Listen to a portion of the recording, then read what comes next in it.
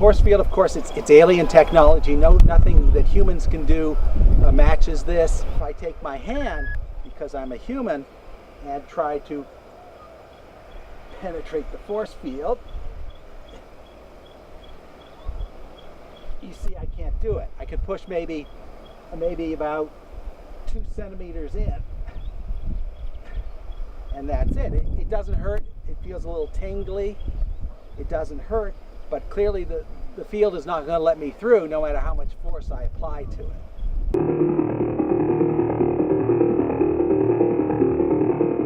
UFO researchers have suspected for some time that the alien base at Area 51 has been shut down.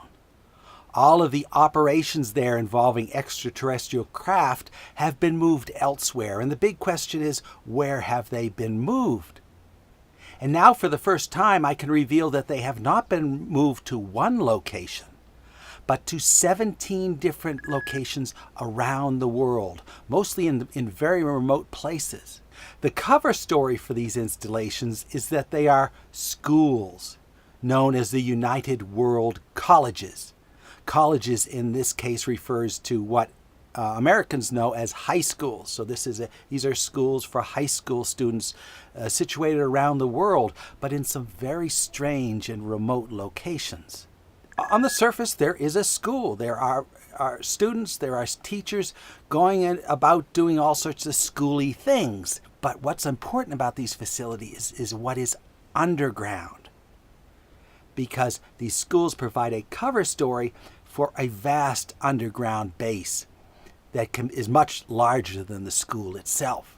For example, here at Waterford, there are 67 levels below ground that house the alien hardware and the aliens, and it dwarfs the size of the school on the surface. The whole facility is about 1 kilometer in diameter, most of it underground. And there are students here, there are students and staff here who have no idea they're sitting on top of one of the most sophisticated technology centers in the entire continent of Africa. This is ironic because here in Swaziland you can barely get good internet, and yet below ground there is technology that blows the internet away. Get down! Get down! Get down! I saw a security patrol. I don't think he saw me. I think we're clear. So right now we're behind this Waterford facility, which is a really high security facility where anything you want could be going on. We just don't know.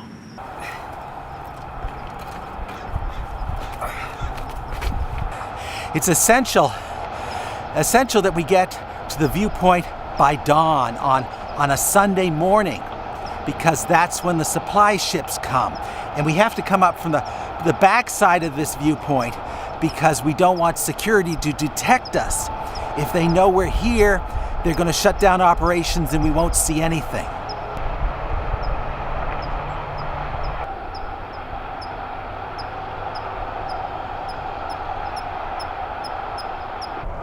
Okay, we have reached my secret viewpoint into the Waterford UFO facility. I think we've evaded security coming up here. We're in a kind of a protected little notch here where they can't see us. There was a helicopter passing by a few minutes ago. I don't think he saw us, so I think we're safe for now. And as I mentioned, this is Sunday morning, and there's a reason they choose Sunday morning for these cargo operations.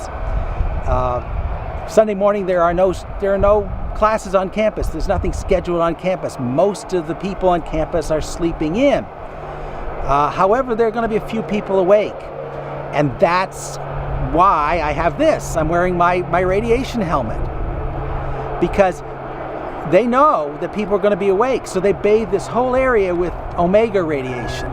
And this hat that I made myself blocks the omega radiation. Omega radiation, basically it puts everybody to sleep. Everybody who's not asleep already is going to be put to sleep by this omega radiation to keep these operations secret, because there's going to be a huge UFO passing over here. And they obviously don't want anybody to see it. They want to keep the staff and the students in the dark about the real operations here. So I have the hat. I have the hat, and because I have the hat, and we and the crew have the hats, we're going to be able to see what goes on down there.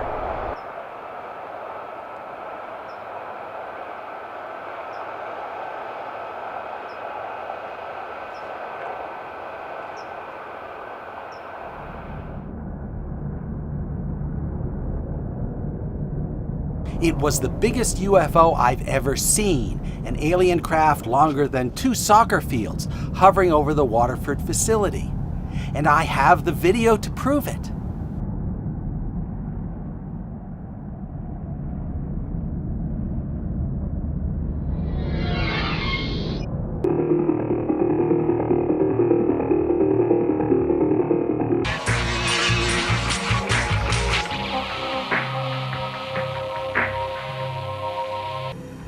But if a government really has made contact with aliens, as science fiction insists, where could the evidence be hidden?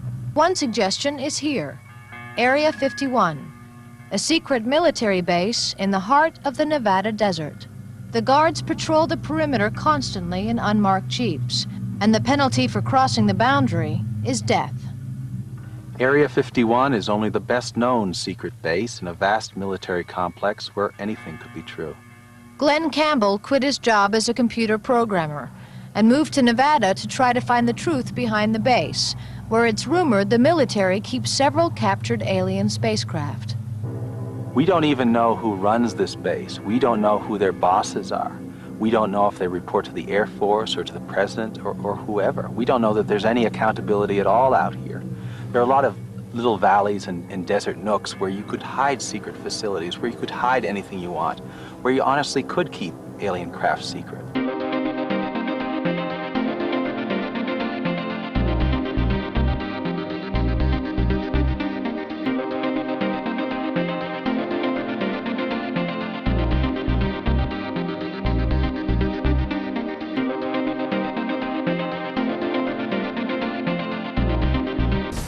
With Glenn Campbell. Glenn and I first met up 16 years ago when I came out to this same desert trying to get answers. Bei unseren Recherchen stoßen wir auf diesen Mann, den exzentrischen Programmierer und Buchautor Glenn Campbell. 20 Jahre lang hat er in Rachel nahe der Area 51 gelebt und versucht, hinter all ihre Geheimnisse zu kommen.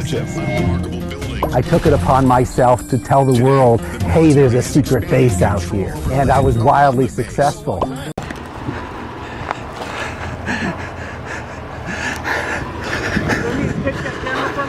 You have no authority to take that camera. It was just like old times. I was out doing some research along the border of Area 51.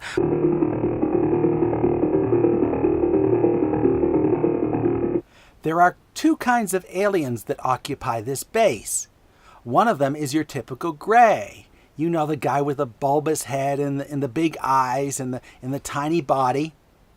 And then there's a second type of alien called the hybrids. And this is the result of a breeding program between aliens and humans. And the result is something that looks like a human but thinks like an alien. And another word for these hybrids is administrators. So most of the administrators at these UWC schools, they in fact are aliens. They are not humans. Their primary responsibility is to protect the facility from anything that the aliens below ground perceive as a threat. This conspiracy is like the layers of an onion. You peel back one layer and you get another layer. You peel back that layer and there's another layer and another layer under that and another layer after that. And pretty soon you're starting to cry because there's so damn many layers. I've come to Swaziland to investigate the Waterford facility, which looks like a school on the surface, but goes down 67 levels. This facility is a little unusual for a school. It's surrounded by a barbed wire fence with guard houses, and you wonder, why does a school need a barbed wire fence? Are they trying to keep people in or keep bad people out? You wonder why such sophisticated security for such a simple facility. And the fence line is just the beginning of the security system at the Waterford facility. Just inside the fence line is a force field, an electrogravitic force field. It's invisible to the naked eye. It's selective in how it works. Animals can pass through the force field without even detecting it.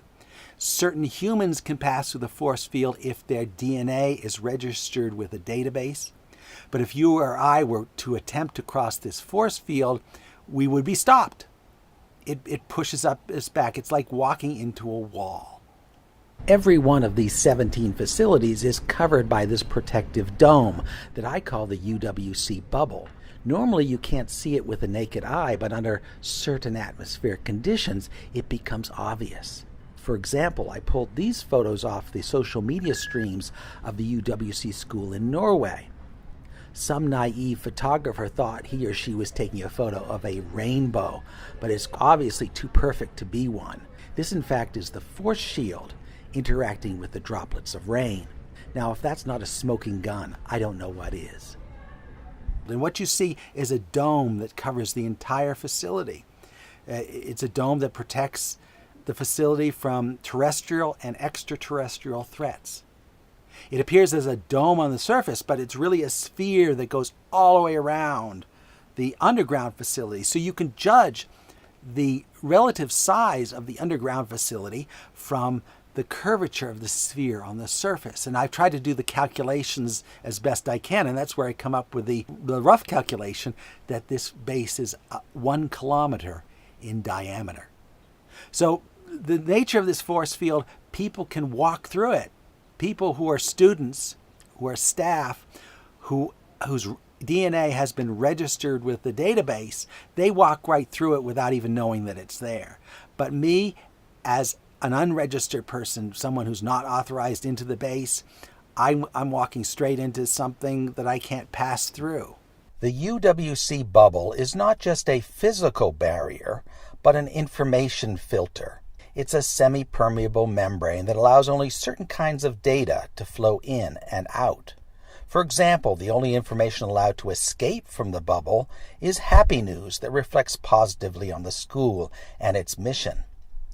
All sad news, bad news, and mad news is reflected inward, where it bounces around forever and is never dealt with.